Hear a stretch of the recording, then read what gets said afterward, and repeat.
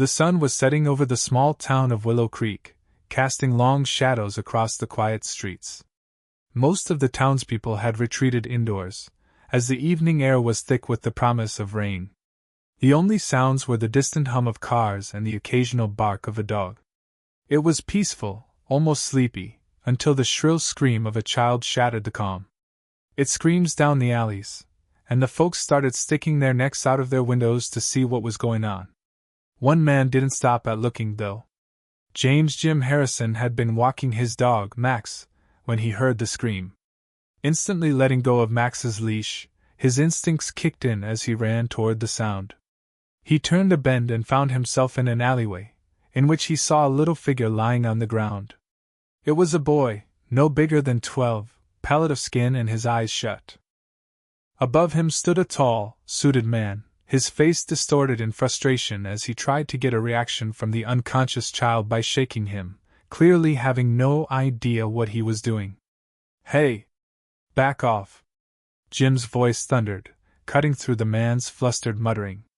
He pushed forward, dropping to his knees beside the boy, checking his pulse. The man in the suit took a step backward. His face was reddening. "Who do you think you are? I was handling this," the suited man snapped, indignation dripping from his voice. Jim didn't even look up. "Yeah, well, you were doing a lousy job," he said absently, his eyes on the boy. He laid 2 fingers against the kid's neck. A light but steady pulse greeted his fingertips, and he blew out a breath of relief. "Kid's alive. Now let's see what's going on." He started feeling the boy over for injuries.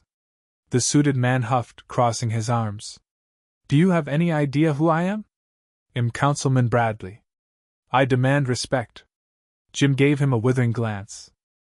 "Right now, you're just a guy in a suit who's in my way. So unless you can actually help, how about you step back and let me do what I need to do?" His tone was level, but an unmistakable leading edge of authority threaded through the years of military service squeezed between his words. Councilman Bradley opened his mouth to object, and wordlessly shut it again. His face deepened its range of reds, and he danced 1 step backward, clearly uncomfortable. He muttered something under his breath. Jim ignored him. Jim checked the boy's breathing. It was shallow, but steady. He looked up, spotting an older woman standing at the entrance to the alley, her phone in her hand, her face pale with worry. "Ma'am, call an ambulance," Jim said, his voice firm but kind. She nodded quickly, her fingers dialing as she ducked back out of sight. "What happened here?" Jim asked, directing the question to Bradley, who still hovered nearby. Bradley struggled a moment, clearly taken aback. "I don't know. I was just walking by when I saw him collapse. I tried to wake him up, but," Jim nodded, looking back down at the boy. "All right. Well, the kid's stable for now, but we need to get him checked out." He leaned down, pushing a lock of hair off the boy's forehead. "Hang in there, buddy. Help's on the way." Within minutes, sirens filled the air, and an ambulance pulled up at the entrance to the alley. Quickly, the paramedics rushed over, and Jim stepped aside to give them room to operate. He watched as they carefully placed the boy onto a stretcher, his face unreadable. One of the paramedics, a sharp-eyed young woman, looked up to Jim. "Did you find him like this?" Jim nodded. "Yeah. He was unconscious when I got here, but his pulse was steady. Breathing's shallow, though." The paramedic nodded, giving him a grateful smile. "Thanks for helping. Well, take it from here." Jim watched them wheel the boy away, his gaze following the ambulance until it vanished around the corner, the sirens dwindling into the distance. He let out a deep breath, his shoulders easing about an inch. He turned to leave, but Councilman Bradley stepped in front of him, his face a mask of frustration and something else, something almost like embarrassment. I suppose I must thank you," Bradley said, his tone grudging. "But next time, you should know when to step aside. I had it under control." Jim stared at him for a long moment, then shook his head, a smirk tugging at his lips. "Under control, huh? Kid was unconscious, and you were just standing there shaking him. You keep controlling situations like that, and someone's gonna get hurt." Bradley's face flushed, and he spluttered, trying to come up with a retort. But Jim just gave him a pat on the shoulder, a gesture that was almost patronizingly casual. "Look, Councilman," Jim said, his tone mildly amused. "Next time you want to play hero, at least know what you're doing, or leave it to the professionals." And with that, he turned and walked away, whistling for Max, who trotted over, tail wagging. Bradley fumed as Jim vanished down the alley, his figure framed by the last rays of the setting sun. Councilman clenched his jaw, swearing under his breath. He had been so sure that he could handle the situation, that somehow his status and authority would translate to competence. But Jim had made him look like a fool, and worse, he knew Jim was right. That night, Jim sat at his kitchen table, Max lying at his feet.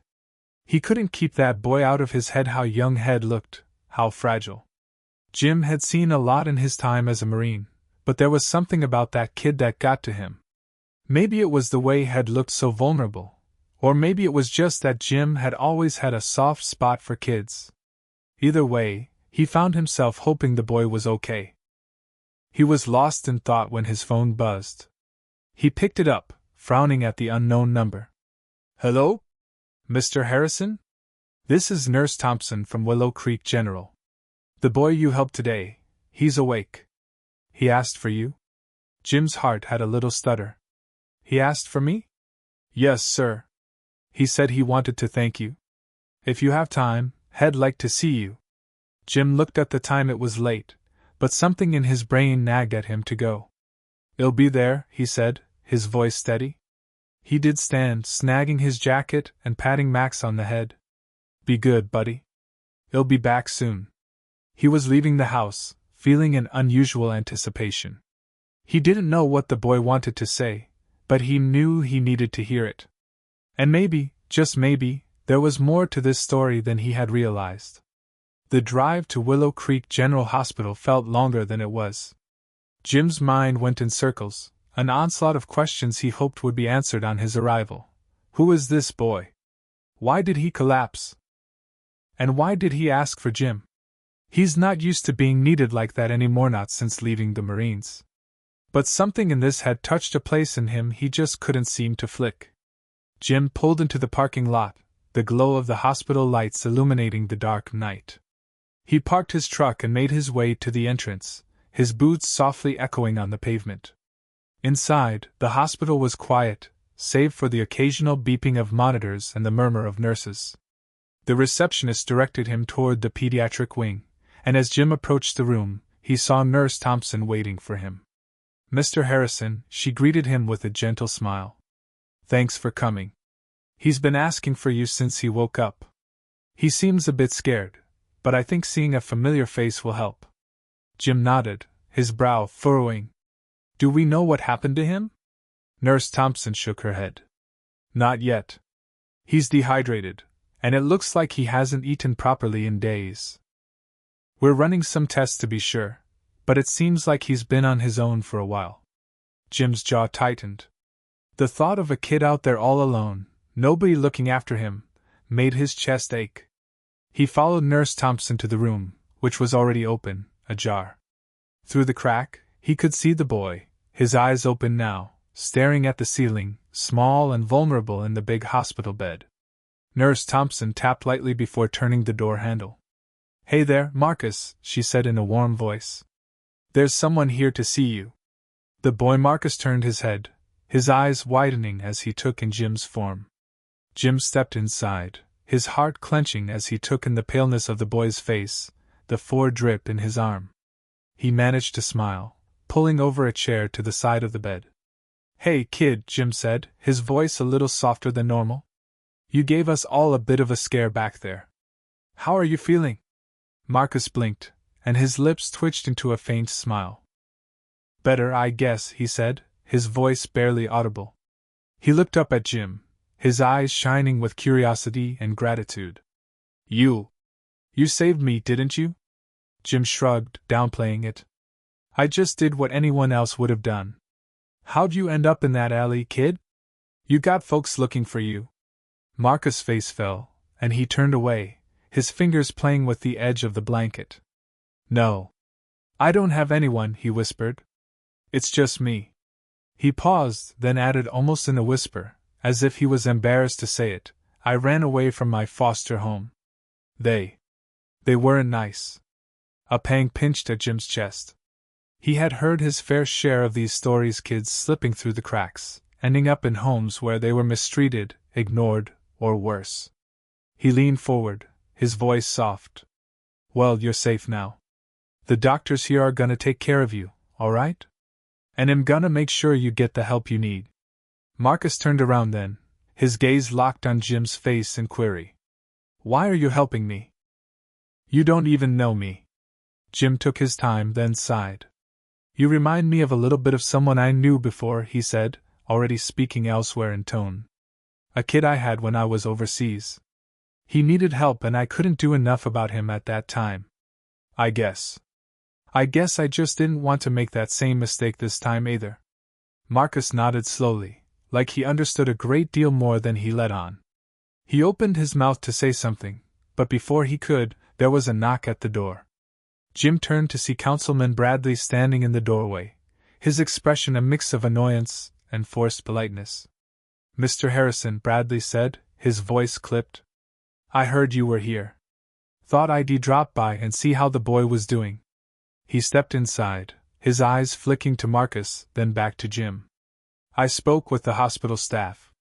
They said they'll contact social services. I'm sure they'll find an appropriate placement for him. Jim's eyes narrowed. He could hear the undertone in Bradley's voice, the subtle implication that Marcus was another problem to be passed off. He stood, angling his body slightly between Bradley and Marcus. Social services, huh? The same system that put him in a bad home in the first place? Bradley bristled, his face reddening. Now, see here, Mr. Harrison. The system isn't perfect, but it's what we have. We can't have people like you meddling in official matters. Jim crossed his arms over his chest. His gaze was steady. This isn't meddling. This is about doing what's right. That kid needs someone who actually cares about him, not just another number in a file. Bradley opened his mouth to argue, but Marcus spoke up, his voice small yet steady. I don't want to go back, he said, his eyes locking onto Bradley's. Please. I can't go back there. The councilman hesitated, visibly uneasy. He glanced over at Jim and then back to Marcus, his composure slightly faltering. Jim took a step closer, his voice firm but in a calm tone. You heard the kid, he does not want to go back. Maybe instead of following procedure, we actually try finding a way that would work for him. Bradley stared at Jim for a long moment before he let out a deep sigh, his shoulders sagging. Fine. You'll see what I can do, he said, clearly unhappy with the situation. He turned on his heel, muttering something under his breath as he left the room. Jim watched him go, shaking his head. He turned back to Marcus, who was looking up at him with a mixture of hope and fear. Jim sat back down, giving the boy a reassuring smile. Don't worry about him, kid. We're gonna figure this out. You just focus on getting better, alright? Marcus nodded, his eyes brightening just a little. Okay. Thanks. For everything. Jim leaned over, giving Marcus' shoulder a friendly squeeze. Got it, kid? And hey, next time, maybe don't scare us all half to death, huh? Marcus smiled, a real smile this time, and Jim felt a warmth spread through his chest. He didn't know what the future held for Marcus, but he knew one thing for sure: he wasn't going to let this kid slip through the cracks. Not while he was around. Later that night, Jim came home, worn out, yet determined in his heart.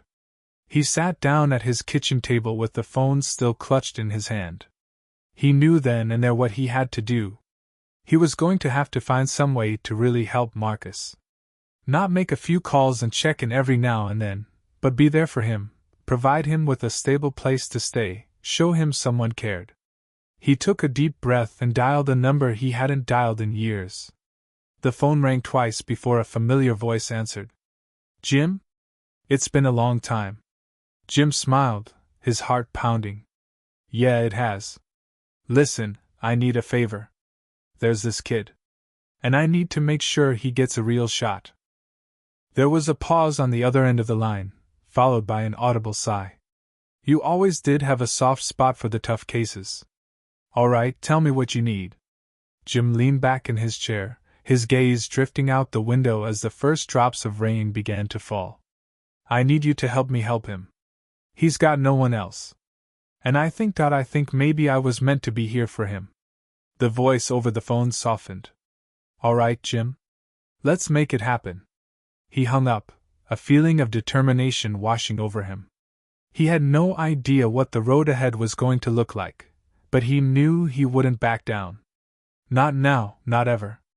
Marcus needed him, and maybe, just possibly, Jim needed Marcus too. The next morning, Jim woke to rain tapping against the window. He blinked, rubbing the sleep from his eyes as he sat up. It was a long time since he'd felt that kind of purpose, a kind beyond his life, giving him a reason to push forward. He brewed a pot of coffee and sat down at the table, staring again at his phone. He knew today was going to be important. He had a meeting with his old friend, one who could help Marcus in ways that Jim alone couldn't. He drove through the rain to see Sarah Mitchell, an old comrade from his military days. Years earlier, Sarah had left the Marines, instead working with local advocacy groups for foster children. She had always been the one who had belief in fighting for the underdog, and Jim knew she'd be the perfect person to help Marcus. They met at a small coffee shop on the outskirts of town. Sarah looked much the same as she had all those years before. Her hair was a little shorter, and there were a few more lines around her eyes, but the fire in her gaze hadn't dimmed one little bit. She waved Jim over as he walked in, her smile warm and familiar. Jim, she said, rising to hug him. It's good to see you. You look tired. She laughed lightly, her eyes scanning his face. This kid must really mean something to you. Jim smiled and nodded as they sat down. He does. I just can't explain it, Sarah. I found him in that alley, and I simply knew I couldn't walk away. He's got no one, no family, no safe place to go. I need to make sure he gets more than what the system's offering. Sarah nodded, her expression softening as she uttered, All right, Jim. Tell me everything. He took a deep breath and tried to tell her about Marcus, about the alley, the hospital, how that kid had stared at him with those giant, frightened eyes. Sarah listened intently, her expression thoughtful. When he finished, she leaned back, her fingers tapping against her coffee cup. The system is tough, she said after a moment. It's overworked, underfunded, and it fails kids like Marcus every day. But there are ways we can make it work for him. I know a judge he's sympathetic to cases like this. If we can prove that Marcus is better off staying with you, we might be able to get temporary guardianship, at least until we figure something more permanent out. Jim's eyes widened. You think that's possible? Sarah smiled. With the right paperwork and a good case, anything's possible. And with your background, I think we can make a strong argument. You're stable, you've got a home, and most importantly, you care about him. That's more than what a lot of kids get. Jim felt a weight lift from his chest. It wasn't a promise, but it was hope, and right now, that was enough. Thank you, Sarah, he said, his voice thick. I don't want him to feel like no one's in his corner. Sarah reached across the table, placing a hand over his. He's lucky to have you, Jim. Let's make this happen. Later that day, Jim went back to the hospital to visit Marcus. Head called ahead, notifying Nurse Thompson he was coming. As he approached Marcus' room down the hallway, he could hear voices, one of which belonged to Marcus. The other sounded like a woman's, and she sounded annoyed. Jim paused at the door, his brow furrowed as he listened. You need to understand, the woman said, her tone sharp. Social services will be taking over your case, and that means you'll be placed back into the system. There are rules, Marcus, and running away is not an option. Jim pushed open the door, his gaze locking onto the woman standing by Marcus' bed. She was wearing a dark suit, her hair pulled back into a severe bun, and clutching a clipboard as she spoke to Marcus, who was staring down at his lap, pale-faced. Can I help you? Jim said, with a calm authority, drawing the woman's attention straight away. She turned then, her eyes narrowing. Mr. Harrison, I presume? I'm Karen Mathers, with Social Services. I'm here to assess Marcus' situation. Jim took a step closer into the room, his eyes shifting to Marcus, who looked up at him with fear in his wide eyes. Jim felt his chest tight at the sight, turning back to Karen with his jaw set. Marcus isn't going anywhere until he is healthy, and we figure out what is best for him, Jim asserted, neither leaving room for an argument nor discomfort. Karen pursed her lips. Mr. Harrison, I appreciate your concern, but there are procedures that must be followed. Marcus needs to be placed in a foster home that is equipped to handle his needs. Jim took a deep breath, forcing himself to stay calm. And what if I said I want to be that home? I want to take care of Marcus. Permanently, if that is what it takes. Karen blinked, taken aback. You! Mr. Harrison, these things are complicated. There are legal procedures, background checks, and home inspections. It doesn't work like you just will to take him in. Jim nodded. I know it's not simple. But I've got someone on my side who knows the system. We're already working on it. Marcus needs stability. He needs someone who's willing to fight for him, and I am. He glanced down at Marcus, who was watching him with wide, hopeful eyes. I won't let him down. Karen hesitated, her expression softening just a fraction. She looked at Marcus, then back at Jim. You're serious about this? You're willing to go through the process, to do whatever it takes? Jim didn't hesitate. Absolutely. Karen relaxed a little, her shoulders sagging. All right. I make no promises, but you'll note your intent. You'll have to go through the proper channels, and it's not going to be easy. But if you're serious, we can begin the process. Jim nodded, a wave of relief washing over him. Thank you. That's all I ask? Karen nodded curtly and turned back to Marcus, her voice softening. Marcus, I need you to understand that this isn't going to happen overnight. But if Mr. Harrison is willing to do this, we'll do everything we can to make it work. Marcus looked up at her and then at Jim, nodding. His voice was barely above a whisper. Okay. I want to stay with Jim. Jim felt his heart swell, and he walked over to the bed, giving Marcus a reassuring smile. And that's exactly what we're gonna fight for, kid. One step at a time. The days that followed were a blur of paperwork, phone calls, and meetings. Sarah worked through channels, using contacts whenever she had them, to fast-track things for Jim. Every spare minute he had was spent at the hospital, sitting with Marcus, talking to him about anything and everything, his time in the Marines, his favorite places to visit, even Max, who seemed to have become Marcus' favorite topic. One afternoon, Jim brought Max to the hospital, sneaking him in through a side door with the help of Nurse Thompson. The moment Marcus saw the dog, his eyes lit up, and for the first time since Jim had met him, Marcus laughed, a real, full-hearted laugh that filled the room. Hey, buddy, Jim said, guiding Max over to the bed. This is Max. He wanted to see how you were doing. Marcus reached out, his fingers brushing against Max's fur as his smile widened. Hey, Max, he whispered, his voice full of wonder. You're so much bigger than I imagined. Max wagged his tail as he leaned into Marcus' touch, and Jim watched, his chest swelling with emotion. This was what Marcus needed: connection, stability, love. And Jim was resolute to give it to him, no matter how long it took. A week later, Jim stood before the judge, a sympathetic man who had worked with Sarah on similar cases in the past. Marcus sat next to him, eyes wide as he took in the courtroom. Jim laid a reassuring hand on his shoulder, his own heart pounding as they waited for the judge to have his say. The judge looked over the paperwork, then at Jim and Marcus. He cleared his throat, his expression thoughtful.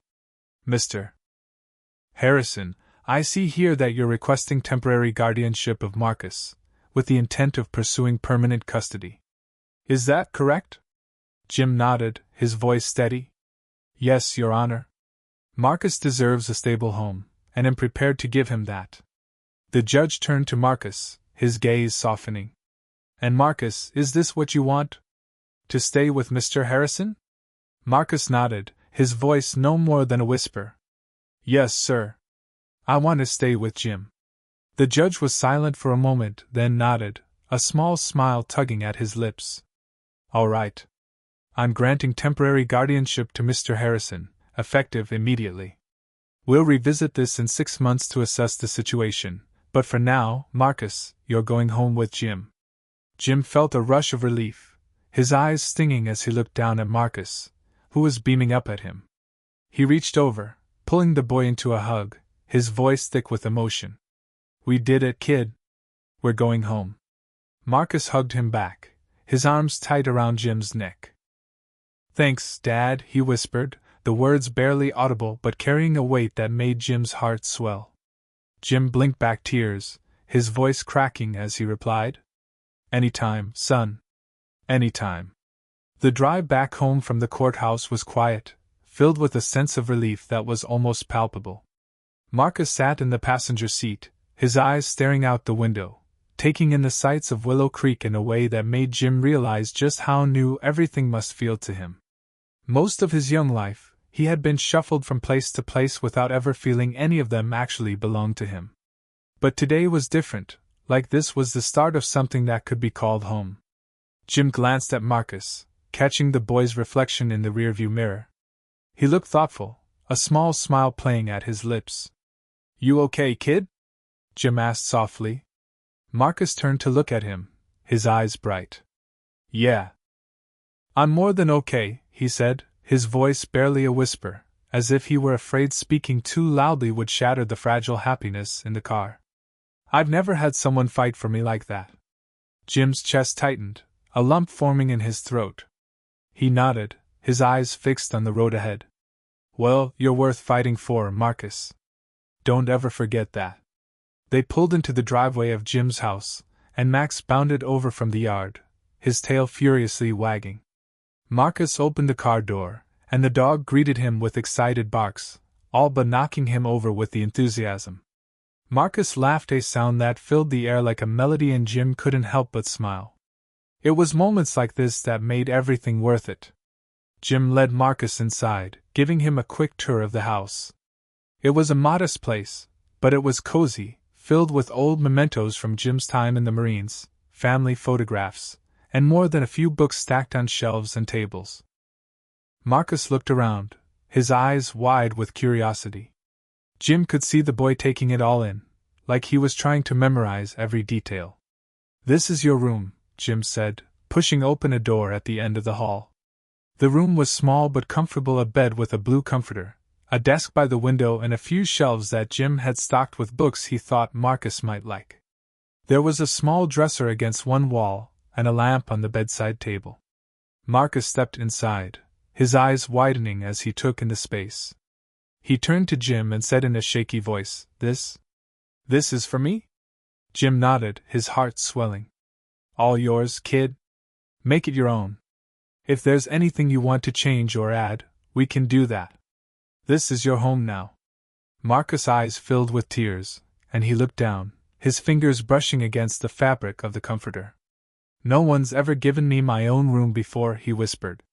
Jim swallowed hard, stepping forward and placing a hand on Marcus' shoulder. Well, you've got one now. And you're not alone anymore, all right? You've got me, and you've got Max. He smiled, his voice softening. We're a team. Marcus nodded, a tear slipped down his cheek. He wiped it off quickly, looking up to Jim with a small smile. Thanks, Dad, he repeated, the word feeling a little more natural this time, a little more real. Jim blinked back his own tears, nodding.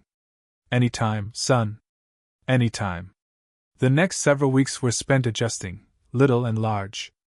Marcus settled into a routine at Jim's, going to school at the local middle school and finding his place within this new life. It wasn't always easy. There were nights when Marcus would wake up from nightmares, his past traumas surfacing in his sleep. But Jim was always there, sitting with him until he calmed down, reassuring him that he was safe. Jim contacted Sarah quite frequently to ask for advice on how best to support Marcus. Sarah was a steady guiding light as he worked through his foster parent challenges. She guided him through understanding how to communicate with Marcus, ways to be patient when things weren't easy, and how to help Marcus feel secure in his new environment. One afternoon, as they sat in the living room, Marcus looked up from his homework, his brow furrowed. "Jim," he began in a timorous voice. Do you think my mom would be happy? With how things are now, I mean." Jim set the newspaper he had been reading down, looking at Marcus contemplatively. He took a deep breath and nodded. "I think she'd be very proud of you, Marcus.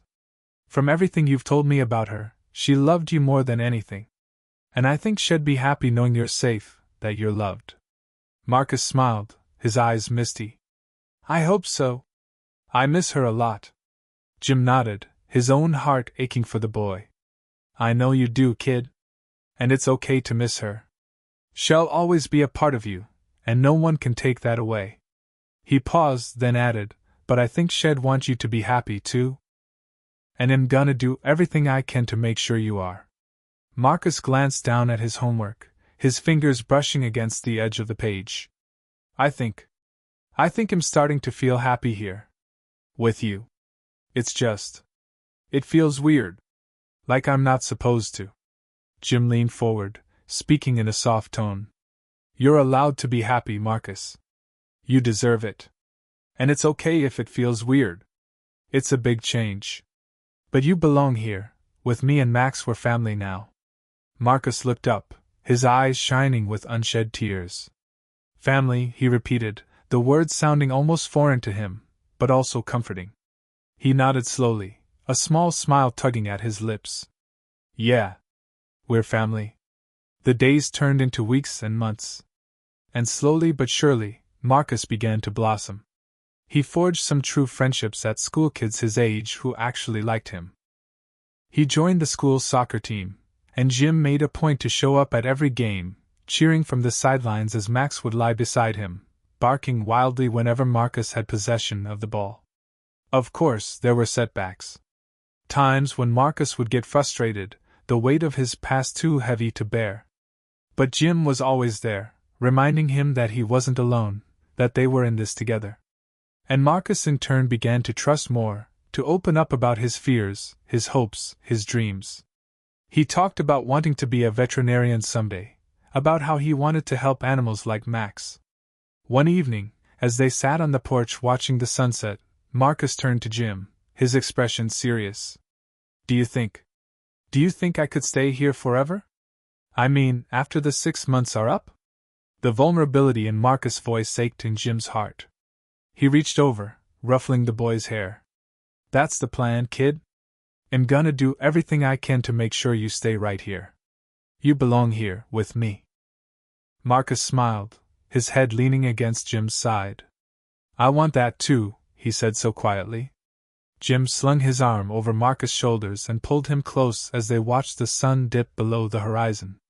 The future was still uncertain, and there were challenges ahead, but in that moment, everything felt right. They were a family, maybe not conventional, but a family nonetheless.